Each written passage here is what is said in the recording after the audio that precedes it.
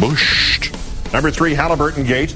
After 13 electrocution deaths and countless severe electrical shocks of Americans in Iraq, it has suddenly dawned on the Pentagon to order inspections of all the wiring at all the buildings in Iraq built or maintained by the spun-off Halliburton subsidiary KBR. The warnings about the criminally negligent job KBR did in not properly grounding its wiring in and near showers began in 2004. The most recent U.S. soldier killed by KBR was Staff Sergeant Ryan Masseth, a Green Beret from Pennsylvania, on January 2nd of this year.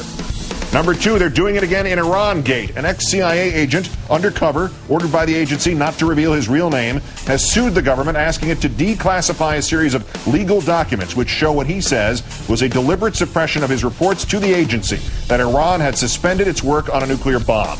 His lawyer says of his client, 22-year CIA vet who's fluent in Farsi and Arabic and was inside somewhere in the Persian Gulf. On 5 occasions, he was ordered to either falsify his reporting on WMD or not to file his reports at all, and they fired him. 22 years at CIA, fluent in Farsi and Arabic, had evidence there was no WMD in Iraq and no nukes in Iran, so we fired him. So we could instead turn to what kind of evidence? Number 1, Gitmo Gate. The first judicial review of the government's secret evidence against one of the detainees has been made partially public. A 3-judge panel said that the accusations against the Chinese Muslim held at Gitmo, Huzaifa Parhat, were based on bare and unverifiable claims.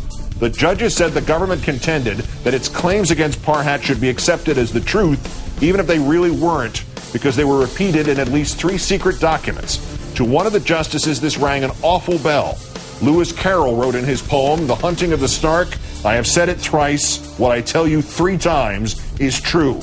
So if any point at this nightmare of this Bush administration, turning day into night, lies into truth, slavery into freedom, if at any point you invoked Alice in Wonderland and thought, we are through the looking glass here, you never knew how right you were.